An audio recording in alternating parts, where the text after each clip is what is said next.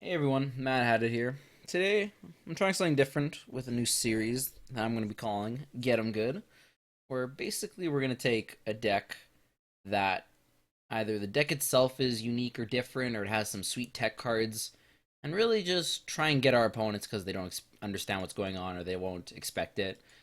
Today, we're trying the funnest of Magic strategies, Dredge. You know, everyone's always loved Dredge, and from old extended or legacy or even vintage. Just all around classic Magic strategy that Richard Garfield envisioned when he created the game. It's actually gone kind of sweet now with the new set because we got a bunch of new cards. The main one being prized Amalgam. I don't think that's how you're supposed to say it, but I don't really know how to say it, so we'll just go with that. Amalgam. So whenever a creature enters the battlefield from your graveyard, then you can return this creature from your graveyard at the end of the turn. So this card is very good with things like Bloodgrass and Narcomoeba, even the Stitchwing Scab that all enter the battlefield from the graveyard. So you just build a deck that tries to put as many of these cards in the graveyard as quick as possible, and then just overwhelm them with a quick board presence, or can go off with things like Unburial Rites, Crater Huff. Usually you'll dirtle around a bit, get a few of these into play, and eventually you'll fill up your graveyard and find them Burial Rites plus Crater Hoof, and that usually just kills them because Crater Hoof's a ridiculous card. Don't think anyone's ever like casted it for 8, gotten for 6. It's always just some degenerate kill, but I like that card a lot.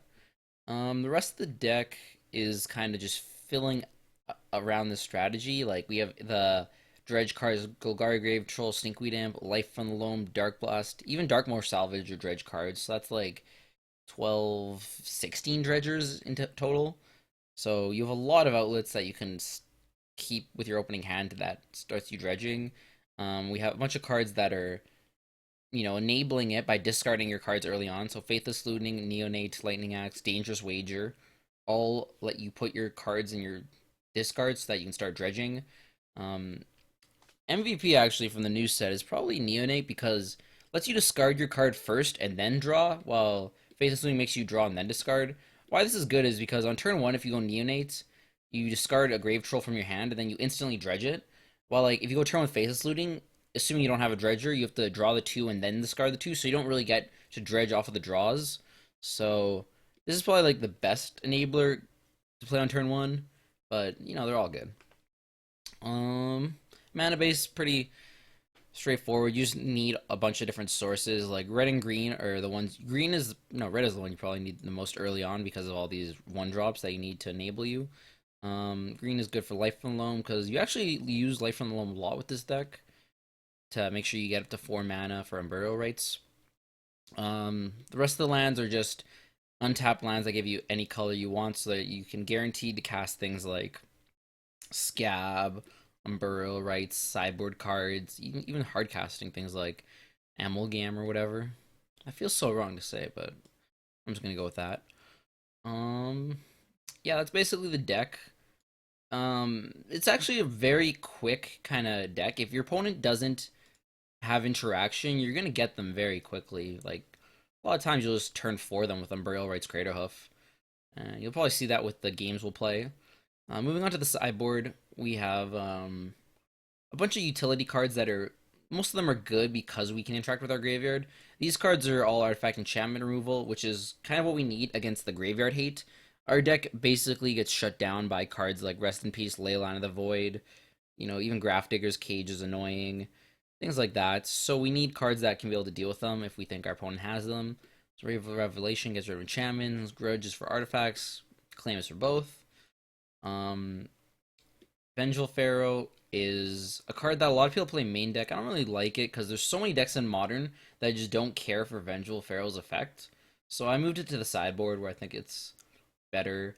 Elishnorn is just diversifying the Unburial Rites targets. Against some decks, it's just game over if you go Unburial Rites Elishnorn, or like Crater Hoof wouldn't be lethal if you don't have creatures in play already. So just another good one that, gets people. Moving on to the removal, we have Dark Blast, or additional Dark Blast, which is good against Affinity, good against Infect, and you can dredge it, so that's always sweet. Lightning Axe, better against bigger creatures like Tarmogoyf, Scavenging Ooze. Scavenging Ooze is another creature that's really annoying for this deck. Yeah, stuff like that. Not at the bone because I hate burn decks, and Ghost Quarters because screw Tron players. Ghost Quarter actually has a few different features, but yeah, these cards are more specifically tuned to like one or two matchups, but they do their job. So yeah, that's basically the deck. Um, we're gonna play some games here. Hopefully, you guys will get to see us do some pretty sweet and degenerate things, and like I said, get them good. And I'll see you guys around with the games.